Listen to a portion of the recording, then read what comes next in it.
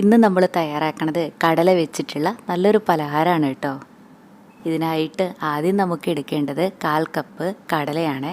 ഇനി കടലയൊക്കെ നല്ലപോലെ ഒന്ന് കഴുകിയെടുത്ത ശേഷം 5 മണിക്കൂർ നേരം വെള്ളത്തിലൊന്ന് കുതിരാനായിട്ട് മാറ്റി വയ്ക്കാം.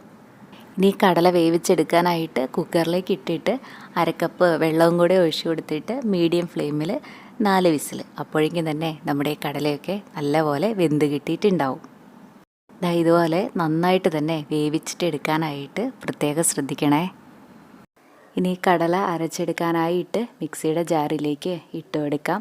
കൂടെ തന്നെ 1/4 കപ്പ് വെള്ളവും കൂടെ ഒഴിച്ചു കൊടുക്കാം. ഒട്ടും തരിയില്ലാതെ ഇതുപോലെ അരച്ചെടുക്കണേ. ഇനി ഇതിവിടെ ഇരിക്കട്ടെ. ഇനി നമ്മൾ അടുത്തതായിട്ട് ഒരു ബൗളിലേക്ക് ഇട്ട് കൊടുക്കുന്നത് 1 കപ്പ് വറുത്ത അരിപ്പൊടിയും 1/4 കപ്പ് ഗോതമ്പ് പൊടിയും 1/4 കപ്പ് മൈദയും 1 ടേബിൾ സ്പൂൺ റവയുമാണ്. വറുത്ത റവയോ വറുക്കാത്ത റവയോ ഏതായാലും കുഴപ്പമില്ല. ഇനി പൊടികളെല്ലാം കൂടെ ഒന്ന് യോജിപ്പിച്ച് കൊടുത്തു കഴിഞ്ഞാൽ ഇതിലേക്കുള്ള ശർക്കരപ്പാനി തയ്യാറാക്കാനായിട്ട് ഒരു പാത്രത്തിലേക്ക് 1 കപ്പ് പൊടിച്ച ശർക്കരയും 1/4 കപ്പ് വെള്ളവും കൂടെ ഒഴിച്ചു കൊടുക്കാം. ഇനി ശർക്കരയൊക്കെ അലിഞ്ഞു വരട്ടെ. ശർക്കരയൊക്കെ മുഴുവനും അലിഞ്ഞു കഴിഞ്ഞാൽ ഫ്ലെയിം ഓഫ് ചെയ്യാം.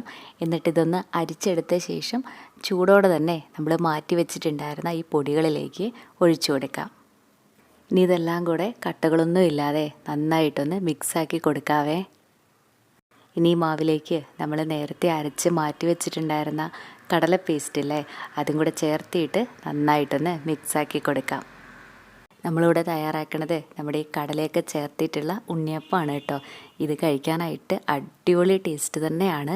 ഇത് കടലയൊക്കെ ചേർത്തിട്ട് തയ്യാറാക്കിയതാണെന്ന് പറയേയില്ല.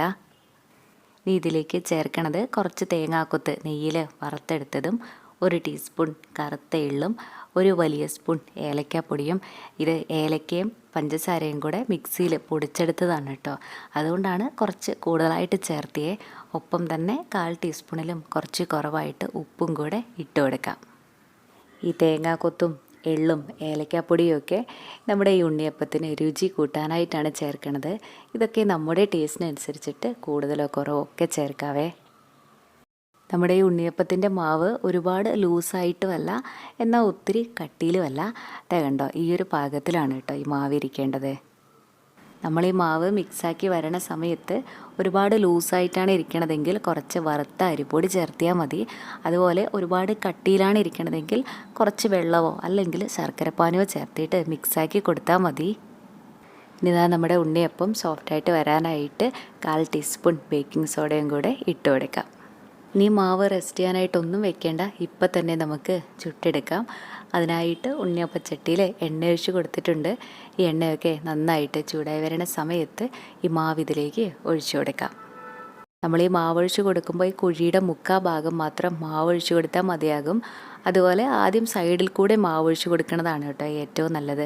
നടുഭാഗം പെട്ടെന്ന് തന്നെ നമുക്ക് വെന്ത് കിട്ടുമല്ലോ. സൈഡ് വെന്ത് കിട്ടാനായിരിക്കും കുറച്ച് സമയം എടുക്കുക. അതുപോലെ തീയ് മീഡിയം ഫ്ലെയിമിൽ വെക്കാനായിട്ടും ഒന്ന് ശ്രദ്ധിക്കണേ. ഒരു സൈഡ് ആയിക്കഴിഞ്ഞാൽ നമുക്കിതൊന്ന് മറിച്ചിട്ട് കൊടുക്കാം. 2 സൈഡും നന്നായിട്ടൊന്ന് മൊരിച്ചിട്ടെടുക്കാവേ. 2 സൈഡും നന്നായിട്ട് മൊരിഞ്ഞു കഴിഞ്ഞാൽ നമുക്കിത് എണ്ണയിൽ നിന്ന് കോരി മാറ്റാം.